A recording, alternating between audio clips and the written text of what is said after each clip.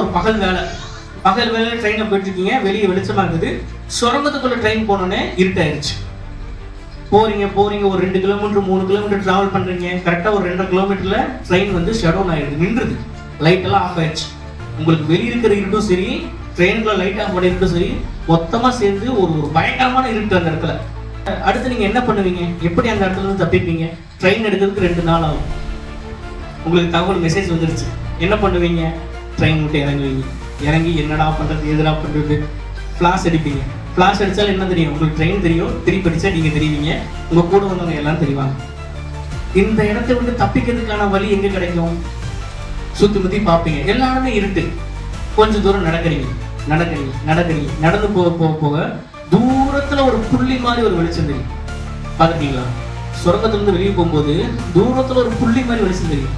சொல்லப்போனா அந்த வெளிச்சத்தான அந்த புள்ளியை பார்த்தாலே உங்களுக்கு ஒரு சந்தோஷம் வரும். அடடா, வழி நமக்கு அங்க இருக்குது, அந்த வழியா போனா என்ன பண்ணலாம், இந்த பிரச்சனையில இருந்து நம்ம தப்பிக்கலாம், இந்த இருள் இருந்து நம்ம வெளிச்சத்துக்கு போகலாம்.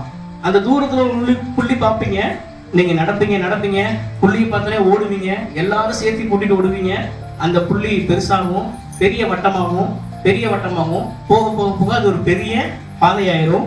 அந்த டனலை விட்டு வெளியே வந்தாலே உங்களுக்கு எப்படி ஆயிரும்? அந்த பிரச்சனையில இருந்து வெளியே வந்துருவீங்க. எதுக்காக வெளிச்சத்தை தேடுறோம்? நமக்கு நம்மளோட அறிவுக்கு தெரியும், ஒரு வெளிச்சம்னாலே ஒரு வழி, ரைட்டுங்களா? ஒரு இருட்டான இடத்துல நம்ம நிக்கிறோம்னா ஒரு வெளிச்சத்தை தேடுவோம். எங்கடா ஏன் வழி, வெளியே போறதுக்கான ஒரு வழி, இந்த பிரச்சனையில இருந்து வெளியே வர்றதுக்கான ஒரு வழி. ஆண்டவரோட ரட்சிப்புங்கிறதே இருள் நீங்கி வெளிச்சம். இருள் நீங்கி வெளிச்சத்தை தான் ஆண்டவரோட ரட்சிப்பு பிரசித்தாவப்படுத்துறதா இருக்குது.